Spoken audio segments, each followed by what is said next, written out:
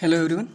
चलिए नेक्स्ट चीज़ को लेते हैं अपन लोग एलसीएम और एचसीएफ में और क्या क्या चीज़ें बन सकती है। अभी तक अपन लोगों ने क्या किया है, एलसीएम और एचसीएफ का कंसेप्ट देख लिया है कि होता क्या है। दूसरी चीज़ क्या देखी अपन लोगों ने, निकालते कैसे हैं, ठीक है, प्राइम नंबर में तोड़ के, ठीक है। और अब मतलब शुरुआती क्लासेज में कैसे निकालते थे वो भी अपन लोगों ने समझ लिया। और शायद आज आपको पता लग गया होगा कि ये चीज़ें क्यों निकालते थे, कि सबको एक साथ लेके गुणनखंड करते थे, फिर सबको अलग अलग करते थे, क्यों करते थे उसका मैंने पहली क्लास में आपको कंसेप्ट बताया और दूसरी क्लास में मैंने वो चीज़ें भी बताई। आज इसमें कुछ थोड़ा सा नया देखते हैं अपन लोग, ठीक है। थोड़ा थोड़ा करके अपन लोग इस चीज़ को शुरू कर रहे हैं, ठीक है ना। तो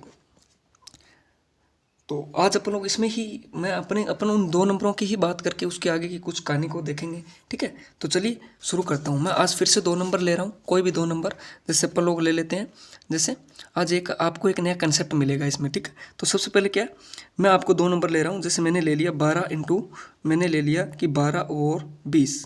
मैं आपको बोलूँ कि भाई मेरे को तो इसका क्या बता दो, एक तो मेरे को बता दो एलसीएम और क्या निकालोगे, दूसरा क्या निकालोगे बेटा, एचसीएफ, ठीक है। या मेरे को क्या बता दो, एलसीएम और एचसीएफ बता दो, ठीक है। तो आप लोग क्या बोलोगे, सर आप लोगों ने सिखाया था कि इन दोनों को क्या करो बेटा, अलग अलग क्या करो, प्राइम नंबर में तोड़ लो। तो आप बोले कि सर मेरे को नहीं पता प्राइम नंबर क्या होते हैं। प्राइम नंबर वो होते हैं जिनको, तो फिर मैंने आपको बताया प्राइम नंबर वो होते हैं कि जिनमें या तो एक का भाग जाए या खुद का जाए, ठीक है। तो सर आप बोलोगे सर हम कैसे करें कि सीधा, तो आपको जितने भी पहाड़े आते हैं, आपको ये संख्या किस में टूट रही है वो लिख लो सीधा। तो मेरे को दिमाग में आया कि सर 4 तिये 12 होते हैं, 4 तिये 12, ठीक है। तो मेरे को पता लगा ये तो प्राइम नंबर आ गया, दो में तो दो का भी जाता है, 4 का भाग जाता है, ये तो प्राइम नंबर नहीं है। तो इसको और तोड़ते हैं आगे, तो 2 दूनी 4 और आगे 3 का 3, ठीक है।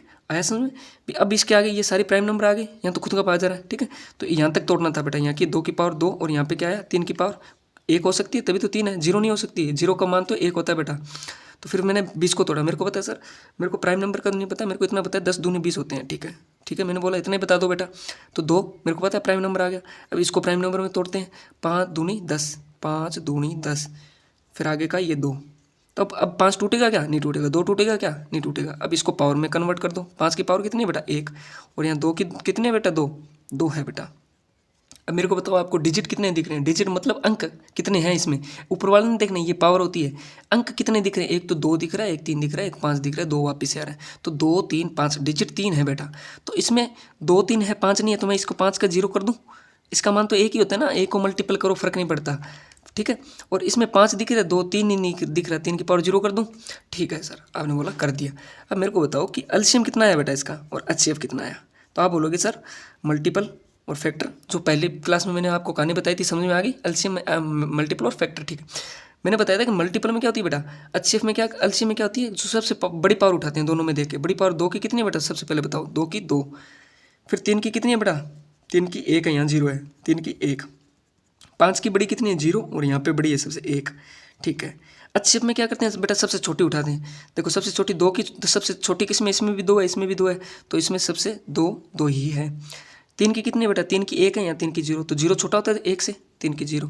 5 कितना है बेटा, यहाँ 1 है और यहाँ 0, तो 5 की 0। दोनों में उठाते हैं बेटा, दोनों में कंपेयर करते हैं कि बड़ा किस में है।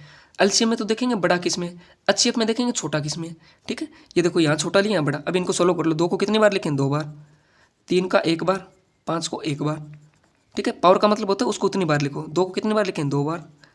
3 की पावर 0 का मान तो हमेशा ही 1 होता है, 5 की 0 का मान भी 1 होता है।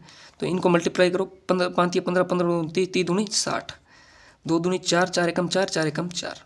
आया बेटा समझ में। एचसीएफ और ये क्या, एचसीएफ में फैक्टर, फैक्टर का इसमें भाग लगता है इन संख्याओं में, ये कॉमन है बेटा, हाईएस्ट और हाईएस्ट भी है। 4 तिये 12, 4 5 20। और एलसीएम में मल्टीपल है, इनका मल्टीपल है, इनसे गुना करके कोई संख्या निकल के आई है 60, 12 5 60, 20 दिए 60, ठीक है। और क्या है, लिस्ट है, कॉमन है, लिस्ट मतलब सबसे छोटी है। इससे बड़ी भी बहुत मिल जाएगी, 120 मिल जाएगी, छोटी नहीं मिलेगी बेटा, ठीक है। अब देखो मेरा आज का क्या कंसेप्ट है, मैं आपको एक नई चीज़ क्या बताने वाला हूँ। मैं ये बताने वाला हूँ कि दो संख्याओं का गुना, देखो दो संख्याओं का गुणनफल, दो संख्याओं का गुणनफल इज इक्वल टू बराबर क्या होता है बेटा, एलसीएम इंटू एचसीएफ। मतलब सर हमें नहीं समझ में आई ये कहानी क्या होती है। दो संख्याओं का गुणनफल, जो संख्या दे रखी है उनका गुना कर दो, 12 इंटू 20 बराबर एलसीएम कितना आया बेटा, 60, और एचसीएफ कितना है बेटा, मल्टीप्लाई किसको कर दो, एचसीएफ से 4। दोनों बराबर होते हैं हमेशा बेटा, करके देख लो। 12 दूने 240, 6 छिके 4 छिके 24, 240। आ रहा ना बराबर? समझ पा रहे हो बेटा क्या है, क्या समझाने की कोशिश कर रहा हूँ? मेरा आज का क्या कंसेप्ट है?